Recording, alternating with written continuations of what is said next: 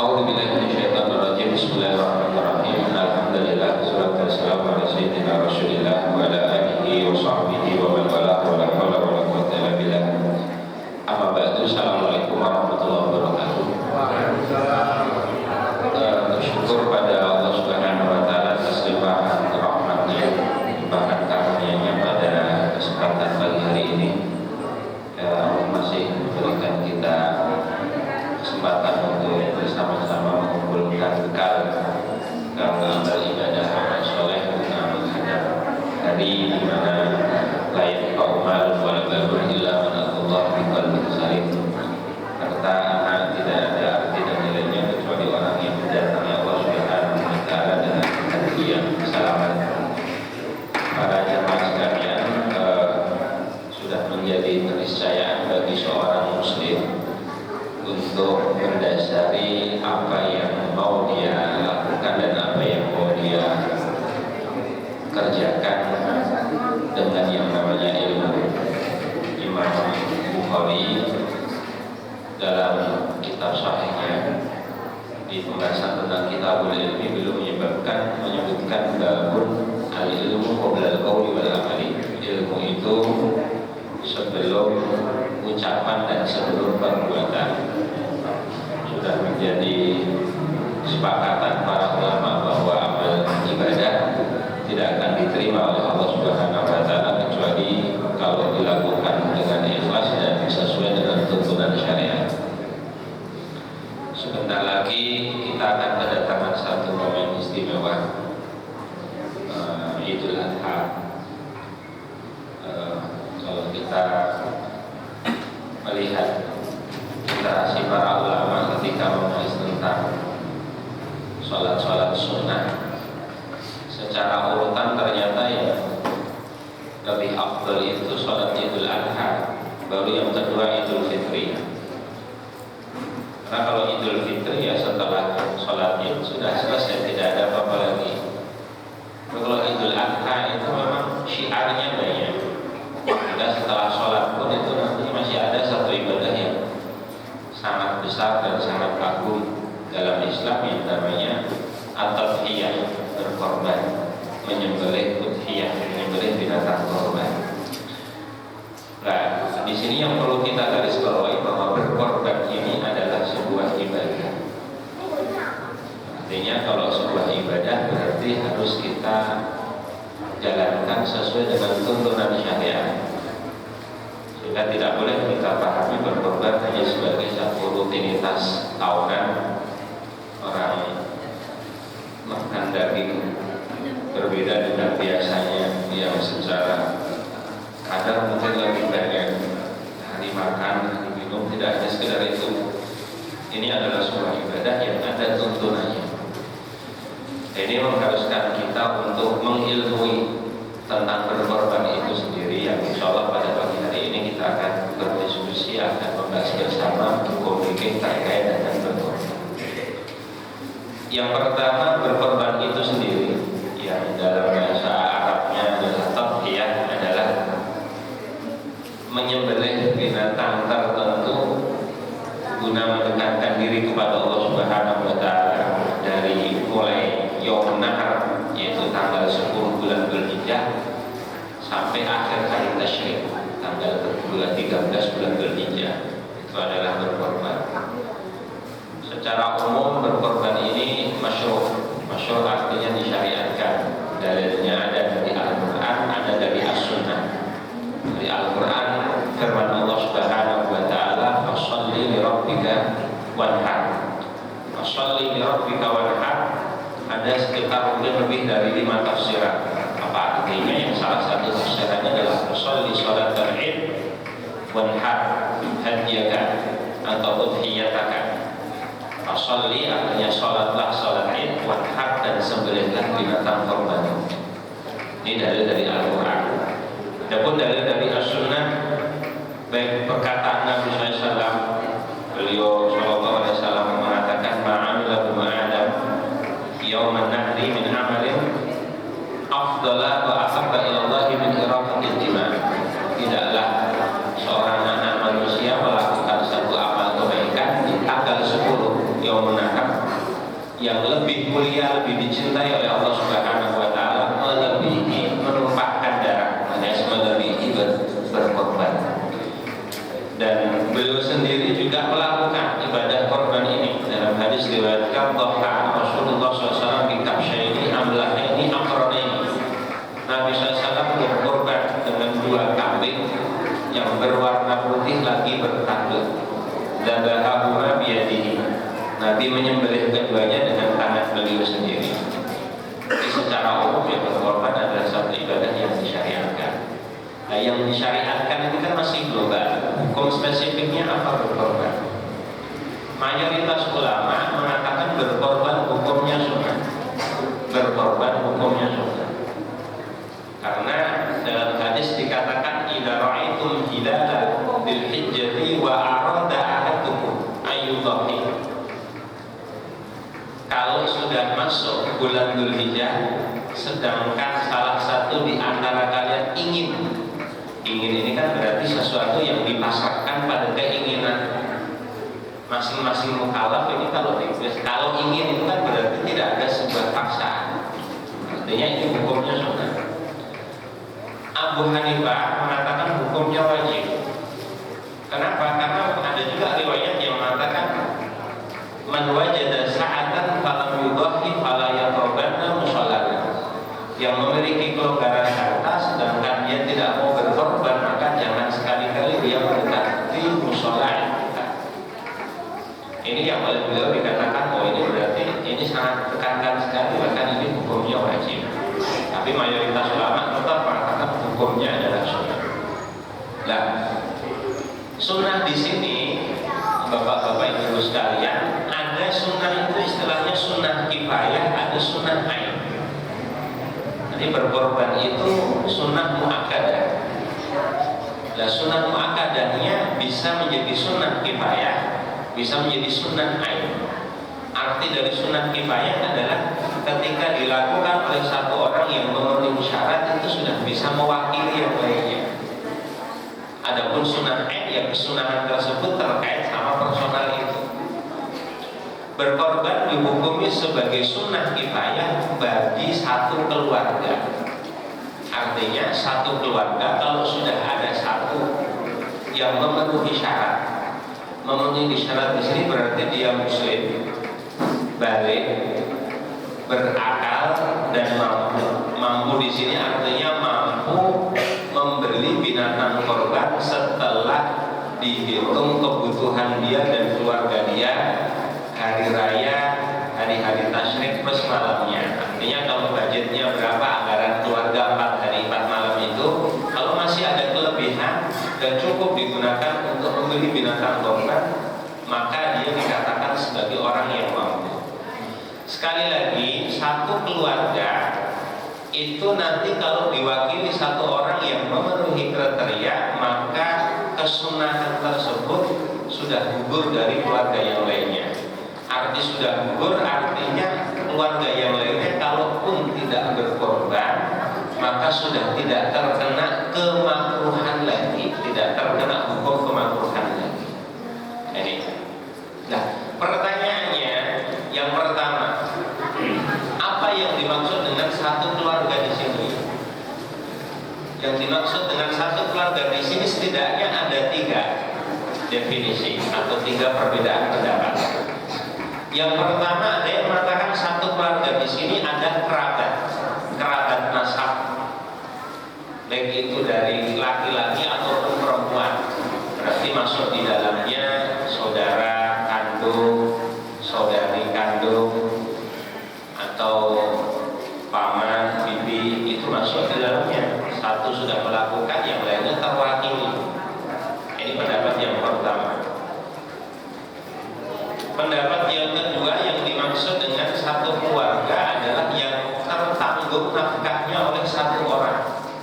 Dan pendapat yang kedua ini pendapat yang paling kuat.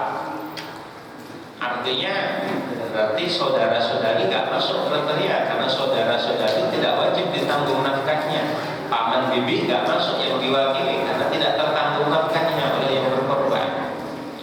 Itu pendapat yang kedua, dan itu yang pendapat yang insya Allah paling kuat.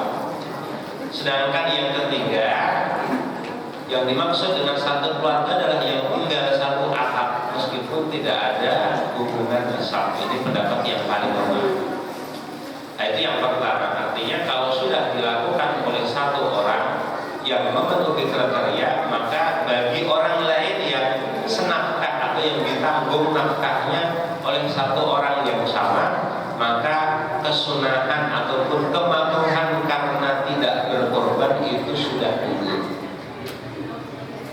Yang pertama. Yang kedua, yang dimaksud kesunahan sudah gugur bukan terus yang tidak berkorban juga mendapatkan pahala. Pahalanya hanya berlaku bagi yang berkorban saja. Bagi yang berkorban saja. Lalu bagaimana kalau yang lainnya juga pengen tetap mendapatkan pahala? Maka nanti ada namanya isyraqut thawab. Isyraqut thawab itu nanti pas berkorban diniatkan untuk menyertakan yang lainnya supaya juga diberi pahala. Wa asyraqtu thawabaha li ahli baiti, tambahkan redaksi itu nanti dalam niat dalam hatinya, dan saya sertakan keluarga saya dalam pahalanya. Ini sunnah kifayah. Bagi yang tidak memiliki tanggungan tentunya hukumnya adalah sunnah ain. Sunnah ainiyah. Nah, bapak-bapak, ibu-ibu sekalian, berkorban ini hukumnya sunnah muakkadah. Ulama akan mengatakan dia lebih utama daripada bersedekah. Artinya kalau kita dihadapkan antara dua pilihan, uangnya tak berikan korban untuk disembelih atau diberikan kepada yang membutuhkan, tapi saya tidak berkorban, maka dalam hal ini berkorban lebih utama daripada bersedekah. Kenapa? Karena berkorban itu bahkan sebagian ulama mengatakan hukumnya wajib. Nah ini. Nah, berkorban meskipun hukum asalnya adalah sunnah bisa menjadi wajib. Bisa menjadi wajib. Kapan itu? Pertama, kalau diikrarkan. Pertama, kalau dinadarkan. Kalau dinadarkan, misalnya orang bernadar, saya bernadar akan berkorban dengan kambing ini, maka korban yang hukum asalnya adalah sunnah, maka nanti menjadi wajib. Atau yang kedua, diikrarkan, tidak dinadarkan tapi diikrarkan, seperti saya akan jadikan kambing ini sebagai binatang korban, itu namanya bil ja'li. Itu juga yang awalnya hukumnya adalah sunnah, nanti berubah menjadi wajib. Berubah menjadi wajib. Lah, itu kalau berkorban untuk diri sendiri. Lalu bagaimana hukum berkorban untuk orang lain? Nah, berkorban untuk orang lain ini mungkin lebih spesifiknya kita rinci, berkorban untuk orang yang masih hidup sama berkorban untuk orang yang sudah meninggal. Untuk orang yang masih hidup, hukum asal berkorban untuk orang lain yang masih hidup adalah tidak sah, kecuali kalau diizinkan oleh orang tersebut. Artinya mungkin orang tua di desa belum berkorban, lalu kita berkorban atas nama orang tua yang ada di desa tanpa sepengetahuan mereka, yang statusnya itu daging halal untuk dimakan saja, tapi tidak sah sebagai binatang korban, kecuali kalau izin sebelumnya. Nah, ini kenapa? Kembali ke pertama yang saya sebutkan tadi, ini ibadah yang aslinya namanya ibadah itu tidak diwakilkan oleh orang lain kecuali atas izinnya. Ini kalau orangnya masih hidup. Kalau orangnya sudah meninggal, hukumnya apa? Berkorban atas nama orang yang sudah meninggal. Setidaknya ada dua pendapat. Pendapat pertama, hukumnya tidak diperkenankan, tidak sah, kecuali kalau itu wasiat dari yang sudah meninggal. Wasiat itu pripun? Wasiat itu seorang misalnya sebelum meninggal mengatakan nanti setelah aku meninggal nanti sembelihkan binatang korban. Tak wasiatkan untuk disembelihkan binatang korban. Berarti nanti setelah meninggal, sebelum harta warisan dibagi, sudah dipotong dulu anggaran untuk memberikan binatang korban untuk disembelih. Itu yang namanya wasiat. Tapi kalau nggak tinggalkan apa-apa kok wasiatkan, ya itu bukan wasiat. Karena wasiat itu artinya mendonasikan sebagian harta yang ditinggal untuk selain ahli waris, itu namanya wasiat. Kalau nggak diwasiatkan berarti tidak sah berkorban dan tidak boleh. Pendapat yang kedua, pendapatnya Imam Rafi'i. Imam Rafi'i mengatakan begini, korban ini seperti sedekah. Sebagaimana sedekah atas nama mayit, sepakat ulama hukumnya boleh. Maka berkorban juga seharusnya diperbolehkan. Ini pendapat Imam Rafi'i. Ya sekarang karena banyak terkadang panitia didatangi oleh Bukhari ini berkorban atas nama ibu atau atas nama bapak. Jadi mau ngambil pendapatnya Imam Rafi'i juga boleh. Tapi kalau mau pengen amannya, sebenarnya pengen amannya tetap atas nama yang berkorban, tapi nanti namanya ihda'u thawab, pahalanya dihadiahkan untuk almarhum yang sudah meninggal. Jadi nanti diniatkan wajah itu thawabaha li ummil marhumah, saya jadikan pahalanya untuk ibu saya yang sudah meninggal. Ini malah aman, artinya keluar dari perbedaan atau perselisihan. Ini terkait dengan hukumnya. Yang selanjutnya, berkorban ini memiliki rukun dan syarat. Rukun yang pertama adalah niat. Nah, niatnya ini kapan? Niatnya kapan itu dilihat kita mau menyembelih sendiri atau memasrahkan kepada orang lain. Kalau mau menyembelih sendiri berarti ya ketika menyembelih itu dia berniat.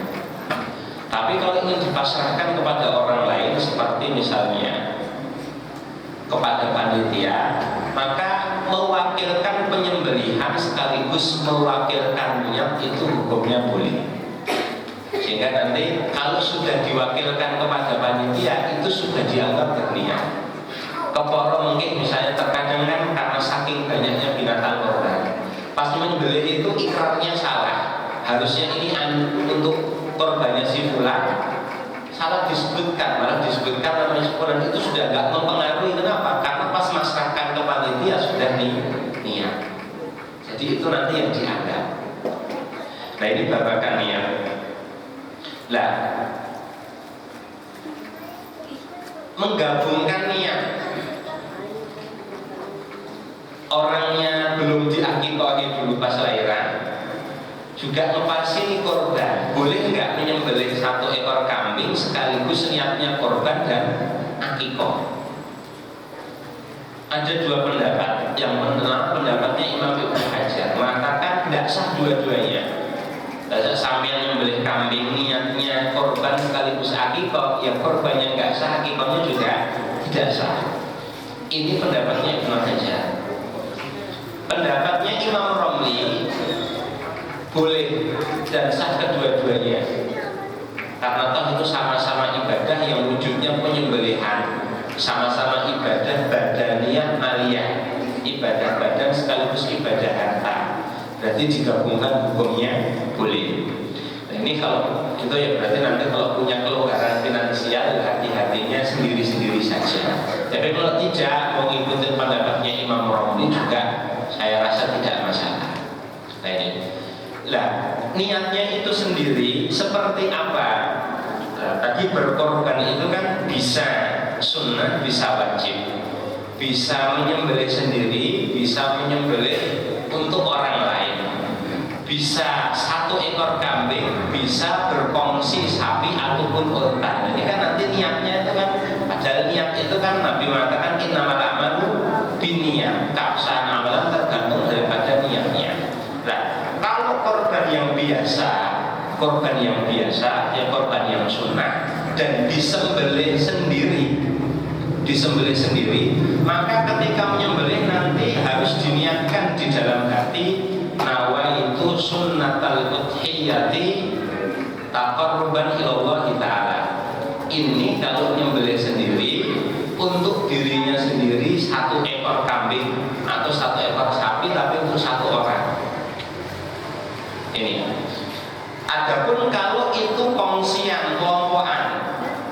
Artinya 7 orang berkongsi untuk membeli 1 ekor unta atau 1 ekor kambing. Pas penyembelihan niatnya seperti apa? Misalnya salah satu yang menyembelih, ya berarti niatnya nawaitu sunnatal udhiyata taqarruban ilallahi anni, untuk saya. Dan nanti disebutkan anni wa anfulan anfulan anfulan, 7 orang yang berkorban berkongsi dalam 1 sapi. Ini kalau 1 sapi 7 orang salah satunya yang menyembelih. Lah kalau ini yang menyembelih bukan yang punya korban, artinya dia wakil saja. Kan tidak bisa wakil nanti mengatasnamakan dirinya sendiri. Berarti pas niat nanti nawaitu sunnatal udhiyati taqarruban ilallahi an mewakili fulan, dari yang mewakilkan kepada saya yaitu si fulan. Demikian juga kalau menyembelihkan sapi untuk 7 orang, berarti ya anfulan anfulan anfulan itu disebutkan. Ini yang terkait dengan niat. Nah, rukun yang kedua adalah sudah masuk waktunya. Karena berkorban ini ada waktunya, ada startnya, ada finishingnya kapan. Lah, berkorban dianggap sah sebagai binatang korban apabila disembelih di tanggal 10 bulan Dzulhijjah. Setelah terbitnya matahari, ditunggu durasi 2 rakaat ringan, 2 khutbah ringan. Artinya ditunggu durasi selesai, standar selesai sholatnya. Misalnya jam 6 matahari terbit, 2 sholat ringan, 2 khutbah ringan membutuhkan waktu 20 menit. Berarti jam 6.20 itu baru diperbolehkan untuk menyembelih. Meskipun orang belum selesai sholat id, tapi standarnya ini lumrahnya sudah selesai sholatnya, boleh menyembelih. Sebelum itu ya cuma daging-daging biasa, tidak sah menjadi korban.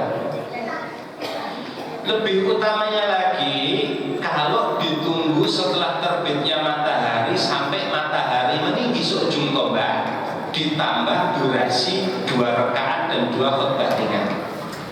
Sekarang matahari meninggi seujung tombak itu kurang lebih 4 derajat. 1 derajat itu ada 4 menit, berarti 16 menit. Misalnya matahari terbit jam 6, berarti jam 6 ditunggu 16 menit dulu, baru ditambahkan durasi sekiranya orang sholat 2 rakaat dan 2 khutbah ringan, misalnya tadi 20 menit, maka berarti nanti jam 6.36 menit baru nanti menyembelih. Ini waktunya. Kapan akhirnya? Akhirnya adalah akhir hari tasyrik. Cuma lebih utamanya jangan sampai melewati tanggal 12. Kenapa? Karena sebagian ulama mengatakan hari akhirnya adalah tanggal 12. Tidak boleh lewat sampai tanggal 13 Dzulhijjah, akhir hari tasyrik. Sehingga sebisa mungkin penyembelihan dituntaskan sebelum matahari terbit tanggal 12, yaitu hari kedua hari tasyrik, itu lebih utama lagi. Bapak-bapak sekalian dan ibu-ibu sekalian, prinsipnya menyembelih korban itu siang atau malam itu boleh. Cuma kalau malam ini hukumnya makruh. Karena ada satu riwayat Nabi melarang manen pada malam hari. Panen padi atau apa, dan melarang menyembelih binatang korban pada malam hari. Cuma hadisnya ini masih diperselisihkan, banyak yang mengatakan hukumnya lemah, sehingga ulama mengatakan ini tidak haram tapi hukumnya makruh kalau malam hari, kecuali kalau menghajatkan itu semisal memang jumlah binatang korbannya terlalu banyak. Kalau harus dibereskan semuanya di siang hari, waktunya tidak akan cukup, maka nanti menyembelih pada malam hari pun itu tidak masalah. Ini terkait dengan rukun yang kedua, masuknya waktu. Yang ketiga, yang disembelih berupa bahimatul an'am. Ini kesepakatan 4 mazhab. Bahimatul an'am itu apa? Unta, sapi ataupun kerbau, kambing, baik kambing biri-biri atau kambing kacang atau kambing jolo. Tidak boleh di luar daripada 3 jenis ini. Meskipun nanti kalau kita baca kitab-kitab juga ada riwayat dari Ibnu Abbas, yang penting mengucurkan darahnya beli ayam pun itu dianggap sah. Cuma tentunya ini di luar yang disepakati oleh 4 mazhab. Dan untuk memverifikasi syaratnya apa nanti pun itu kita tidak bisa, sehingga tidak boleh dipakai yang seperti ini. Tidak keluar dari unta, sapi atau kerbau, kambing biri-biri ataupun kambing biasa. Lah, yang selanjutnya binatang-binatang tersebut juga harus memenuhi syarat. Syarat yang pertama, secara usia sudah cukup.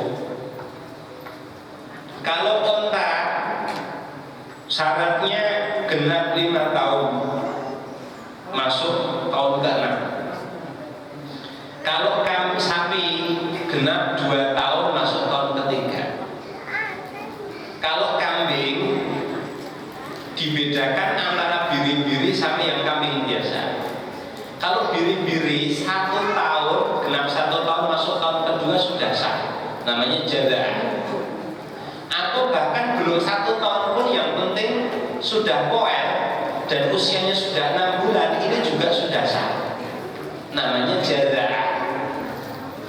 Adapun maiz atau kambing, kacang kambing Jawa biasa, maka itu nanti tidak sah kecuali kalau sudah genap 2 tahun, masuk tahun kedua. Ini secara umum. Lah, bapak-bapak ibu-ibu, masalahnya mengatakan, nak menungso itu umurnya bisa diverifikasi karena punya akte.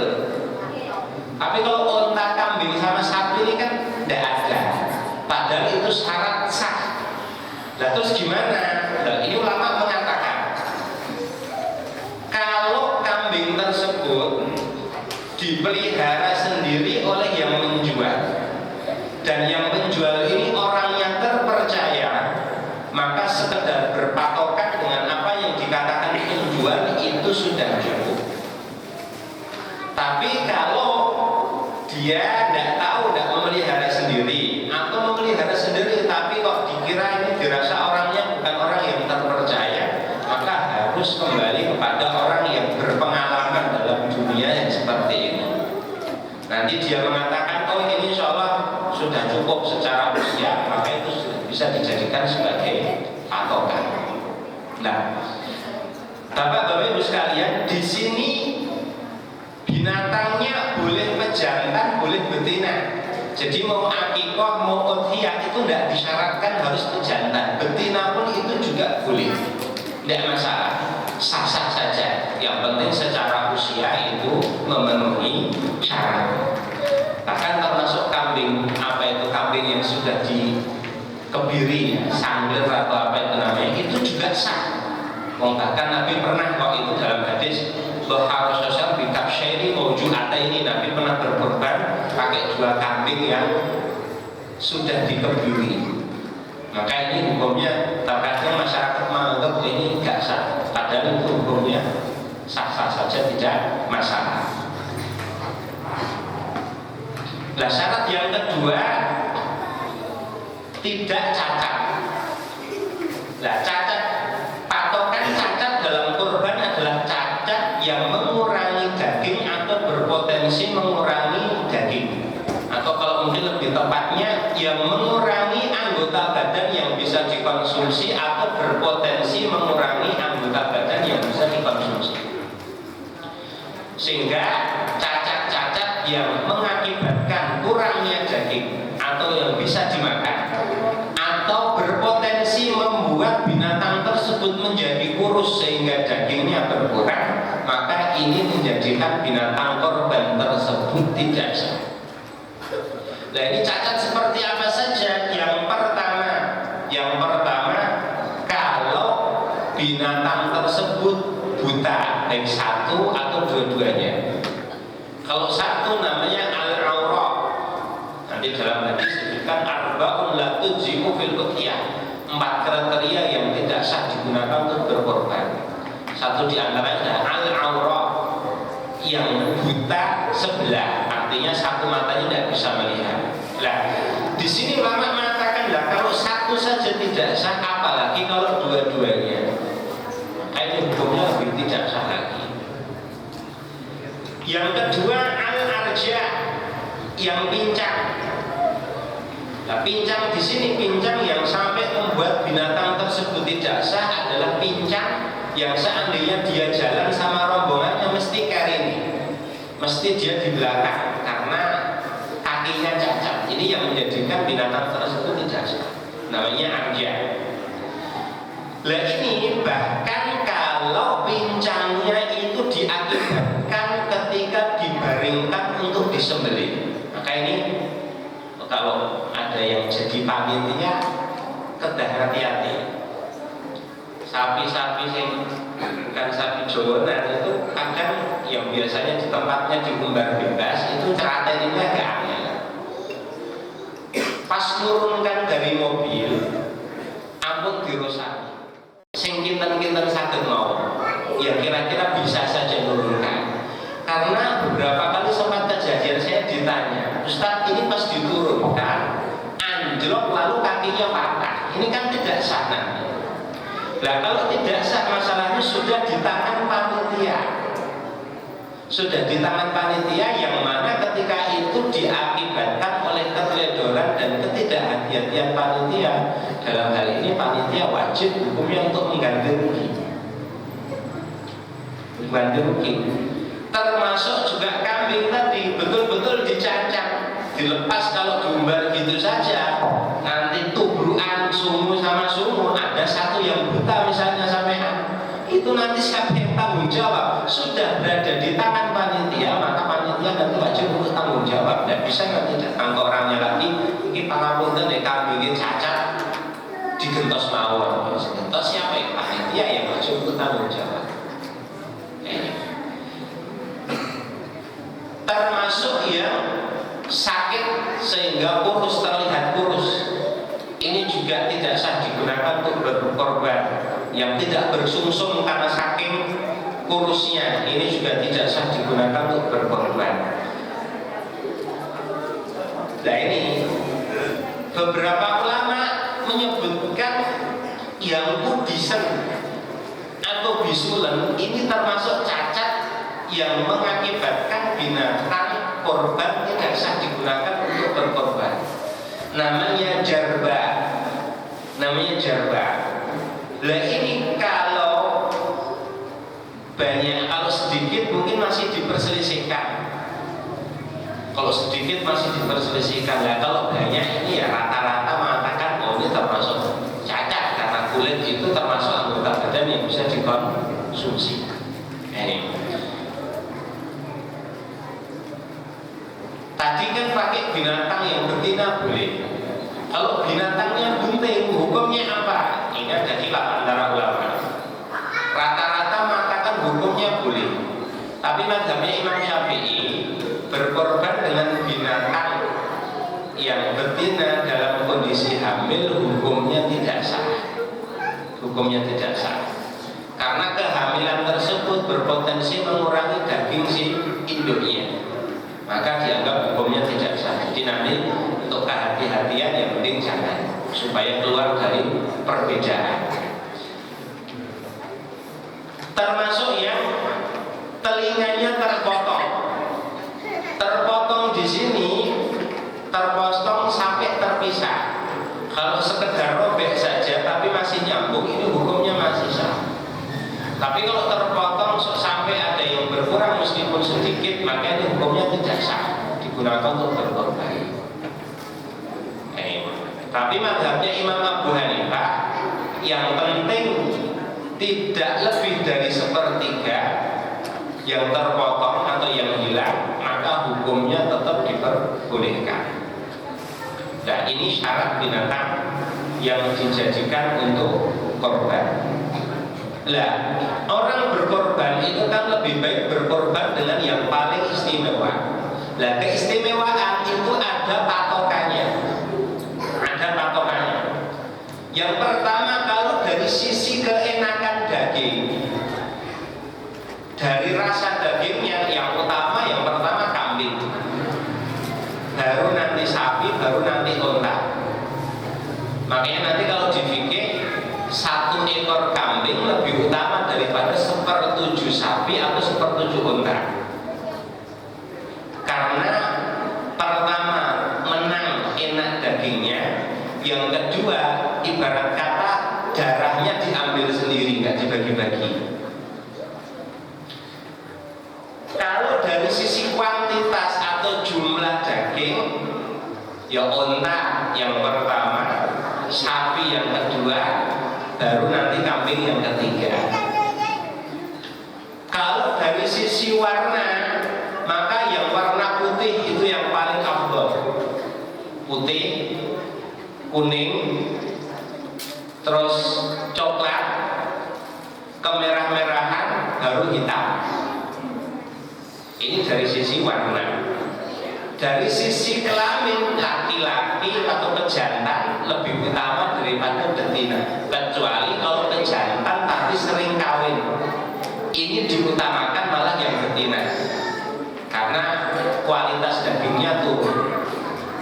Lah, berarti nanti semakin banyak kriteria yang bagus tadi itu di binatang korban, maka itu lebih afdol lagi.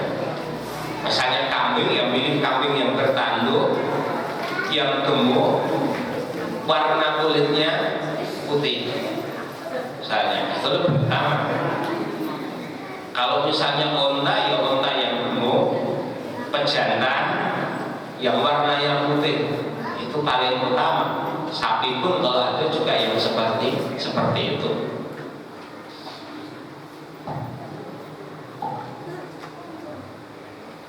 Lah, dalam fikih nanti ada kaidah istiqsarul qimah afdal min istiqsaril adad.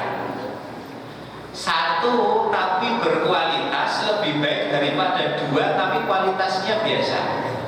Sampai gadai harta 5 juta. Ini kalau dibelikan kambing 1 ekor, itu bisa dapat yang putih, gemuk, bertanduk, pejantan. Tapi kalau diberikan kambing yang biasa, yang kurus-kurus, bisa dapat 2. Ini lebih utama mana? Jawabannya lebih utama istiqsarul qimah, yang berkualitas meskipun cuma 1. Nah, Bapak-bapak Ibu sekalian, paling utama 1 orang 7 ekor kambing. Ini yang paling top. Punya duit berlebih, mau korban lebih dari 1, pilih ini lebih bagus mana ya?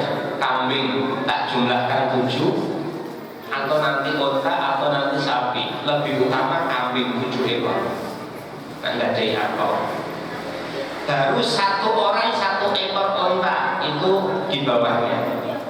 Baru 1 orang 1 ekor sapi, itu urutan ketiga. Baru nanti 1 orang 1 ekor kambing biri-biri, itu nomor 4. Baru nanti 1 orang 1 ekor kambing biasa, itu nomor 5. Baru nanti 1/7 unta, yang terakhir nanti 1/7 sapi. Secara normatif fikirnya seperti ini, meskipun nanti orang yang lihat kanan kiri. Wong seleranya orang Indonesia itu beda sama seleranya orang Arab. Kalau di Arab ya daging paling mewah daging kambing. Onta itu pangapunten kula piyambak pun ngrasake. Onta niku asline daging sing paling gak enak. Amis, seratnya tebal. Di tempat saya belajar di Mauritania itu paling murah nih. Paling murah, ibaratnya nak kambing niku sekilo 50.000, sapi sekilo 40.000, nak onta niku 3 dosa niku angsa. Cuma kalau di Indonesia ini kan thaqafah atau budaya berkorban ya akhir-akhir ini mungkin sudah mulai banyak.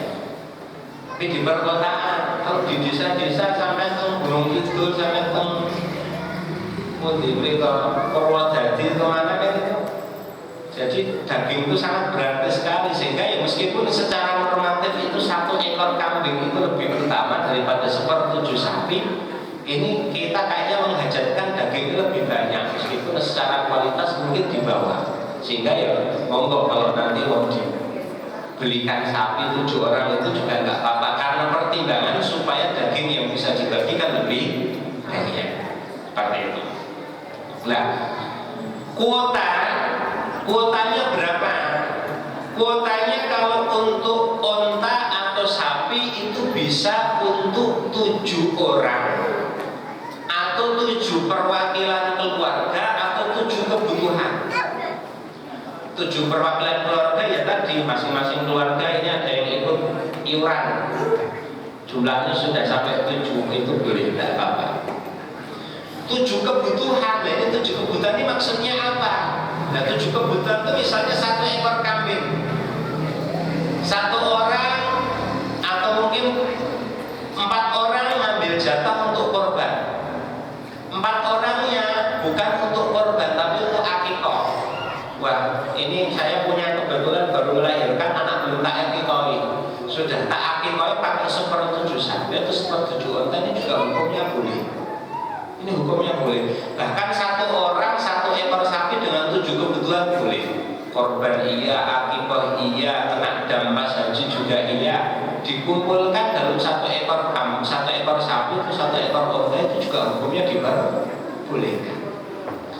Nah ini, adapun kalau kambing maka itu untuk 1 orang saja atau 1 perwakilan keluarga. Jadi kalau wonten sekolah-sekolah santrinya atau siswanya orang saya ketahui dibelikan 1 ekor kambing disembelih atas nama semua santri, berarti itu bukan korban, etok korban. Meskipun sebenarnya bisa disiasati. Disiasatinya pripun? Kan itu kan otomatis yang iuran orang tuanya. Karena kalau anaknya nih pangapunten Bapak Ibu, anak kecil donasinya nggak sah. Sampai ampun coba-coba anak dapat fitrahan pas Idul Fitri kok ditiake. Sampeyan rayu lagi kambing nanti duitnya belikan kambing untuk korban ya. Itu tidak sah korbannya karena anak kecil donasinya tidak sah. Kalau mau berkorban latih anak kecil pakai uangnya siapa lalu? Uangnya orang tua. Anak kecil itu akadnya dereng sah. Akadnya belum dikubri sama syariat. Sampai nanti dia balik. Nah, berarti nanti orang tuanya dikonfirmasi, oh ya ini dari iuran yang terkumpul ini pripun kalau diatasnamakan 1 orang dengan cara dihibahkan. Nah orang tersebut nanti pas menyembelih atas nama dia, tapi niatnya nanti tasyyidu thawab, menyertakan yang lainnya dalam pahala. Nah ini korbannya sah, semuanya dapat pahala. Tapi kalau tidak seperti itu, yaitu latihan korban saja, tapi tidak dihitung sebagai korban. Nah ini cara penyembelihannya sebenarnya kalau laki-laki lebih utama menyembelih sendiri di rumah, disaksikan seluruh anggota keluarganya.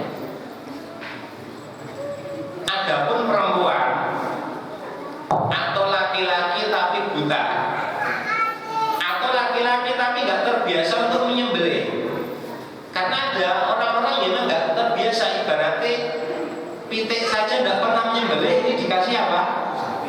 Kambing. Di ere-ere kok gede nggak metu-metu, jebule ladingnya kuale misalnya. Nah yang seperti ini lebih baik dipasrahkan kepada orang lain, tapi pas penyembelihan disunahkan untuk tetap melihat.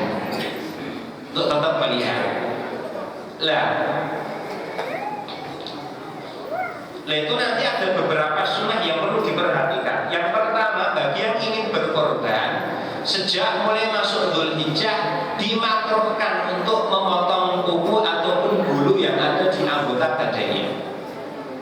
Ini makruh. Bagi siapa kemakruhannya? Bagi yang berkorban saja. Ya 1 keluarga 1 bapaknya toh yang berkorban atas nama dia, berarti yang lainnya tidak dimakruhkan kalau nanti nyukur bulu atau nanti motong kuku. Sampai kapan? Sampai nanti disembelih binatang korbannya. Ini pentingnya panitia selalu komunikasi dengan mudhafi. Oh niki jatah sampean sampun disembelih, di WA atau dikasih tahu supaya nanti, oh kalau nanti sudah brewok karena kumisnya belum dicukur, beberapa hari sudah bisa mengukur kumis dari sama tong kuku. Menajamkan pisau ini, menajamkan pisau ini hukumnya sunnah, bagian daripada ihsan sebagaimana disebutkan dalam hadis. Memberi minum binatang yang tidak disembelih. Menajamkan pisau sama menyembelih binatang itu jangan di hadapan binatang yang lainnya. Ini tidak ada. Ini mendolimi binatang tersebut, itu tidak boleh. Membaringkan binatang korban dengan lemah lembut, dihadapkan ke arah kiblat baik binatangnya ataupun orang yang menyembelih. Menghadap ke arah kiblat. Li'anal kiblata asyraful jihad. Karena kiblat itu adalah arah yang paling mulia. Yang selanjutnya membaca bismillah. Pertama itu bismillahirrahmanirrahim. Yang kedua baru sholawat dan salam kepada Nabi sallallahu alaihi wasallam. Baru takbir 3 kali. Allahu akbar, Allahu akbar, Allahu akbar, walillahil hamd. Baru nanti doa. Allahumma hadhihi minka wa ilaika fataqabbal minni. Ya Allah, niki saking sampeyan kula wangsulke dumateng sampeyan trima saking kula. Ani niku kalau punya sampeyan sendiri, kalau menyembelihkan punya orang lain ya an fulan. Disebutkan namanya siapa, baru nanti disembelih. Disembelih di sini patokannya yang penting terputus saluran nafas sama saluran makanan. Kalau itu sudah terputus, artinya tidak ada yang tersisa meskipun itu sedikit, itu sudah dianggap sah. Ada pun wadijah, urat kanan kiri, ini wajib menurut mazhab Maliki tapi sunnah menurut mazhabnya Imam Syafi'i. Ya. Sebisa mungkin sekali sembelihan. Nah kalau misalnya nanti pas nyembelih lunyu atau apa kok pisaunya jatuh langsung diambil dilanjutkan, ini tidak apa-apa. Loh kalau karena mungkin karena nggak landep, ini nyari pisau yang dulu yang landep. Yang penting jangan lama-lama. Dan yang penting kali kedua ketika ingin melanjutkan itu posisi binatangnya masih bergerak dengan gerak yang normal, bukan gerak sekarat. Karena kalau gerak sekarat ini sudah jadi bangkai namanya. Ini penting, makanya bisa untuk selandep sekalian pisaunya. Nah ini. Nah ini yang terkait dengan penyembelihan. Untuk pengalokasian binatang korban, ini pentingnya bagi panitia. Panitia sebelum, kalau ada orang yang datang baik mau iuran atau mau datang dengan kambing, yang pertama ditanyakan ini apa statusnya. Nadar nopo senes, nadarkah wasiat orang yang meninggalkah, atau ini memang korban sendiri. Karena nanti kalau dia nadar, wajib semuanya dibagi kepada orang fakir. Nadar itu artinya melepaskan kepemilikannya, itu sudah murni milik Allah, tidak ada kaitannya sama kepemilikan manusia. Sehingga mudhahinya sendiri saja tidak boleh makan sedikit pun, makan ganti. Ini kalau nadar. Demikian juga yang wasiat orang yang sudah meninggal. Karena makan daging milik orang lain itu kan memakan harta orang lain yang tidak halal kecuali kalau izin. Nah ini pemiliknya sudah meninggal, berarti nggak bisa diizini lagi, wajib semuanya disedekahkan. Kalau sedekah berarti objeknya orang fakir miskin. Adapun kalau korban biasa, korban sunnah biasa, harus ada kadar yang takut, kadar yang memper yang disedekahkan kepada orang fakir yang wujudnya daging. Atau seperti mungkin 1 kilo, 2 kilo itu pun patut. 1 kilo bentuknya daging. Mau ditambahin nanti kulit, ditambahin nanti usus atau apa juga tidak apa-apa. Tapi kadar mempernya itu wujudnya harus berupa daging mentah, diberikan kepada orang fakir. Sisanya mau diambil semuanya sama mudhahi, sah-sah saja, tidak ada masalah. Hanya saja lebih utama, ini lebih utamanya mudhahi itu cuma makan sepotong 2 potong dari artinya untuk tabarukan, ambil keberkahan mutia, sisanya semuanya disedekahkan. Itu utama. Nak terima. Dan itu yang paling afdal, karena nanti itu pahalanya double. Pahala berkorban full dan sedekahnya dianggap full. Artinya yang dimakan itu nggak terhitung kemakan, itu terhitung sedekah. Karena dimakan hanya untuk mengambil keberkahan.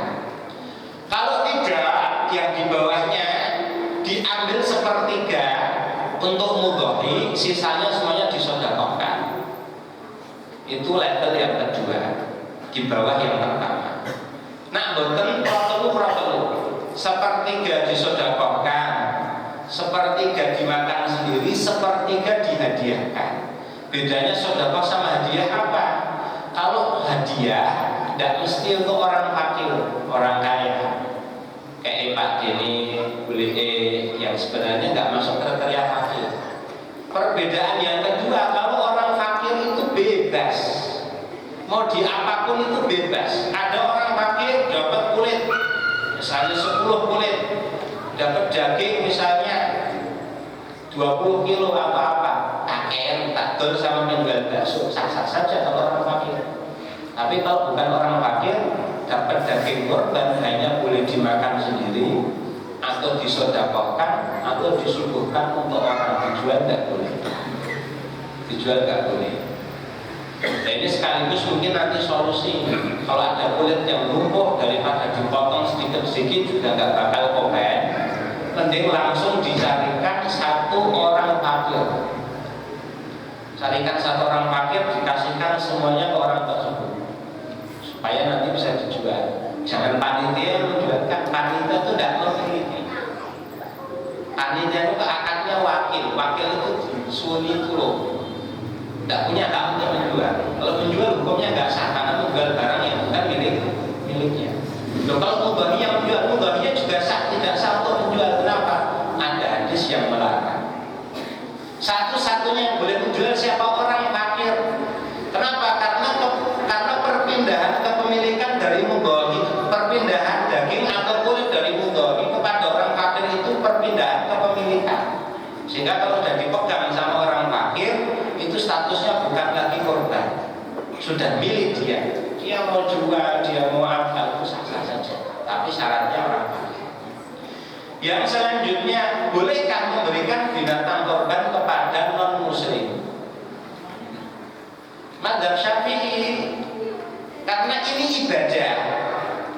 Ini ibadah, ada aturannya. Kalau nyembelih biasa, sampai masak atau apa, bagi-bagi ke tetangga yang bukan muslim, sah-sah saja, tidak masalah. Tapi ini ibadah, diafatullah lil muslimin, jamuan Allah hanya untuk orang yang beriman. Maka tidak boleh sedikit pun diberikan kepada yang bukan muslim. Ini madzhabnya Imam Syafi'i. Madzhabnya Imam Malik makruh, tapi tidak haram. Makruh dengan catatan yang kafir itu bukan keluarganya sendiri. Kalau keluarganya sendiri nggak makruh. Sisanya madzhab Hambali, madzhab Hanafi boleh meskipun diberikan kepada non muslim. Itu kurang lebih paparan singkat mengenai fikih korban. Kok menawarkan pertanyaan, nanti saya persilakan. Assalamualaikum warahmatullahi wabarakatuh.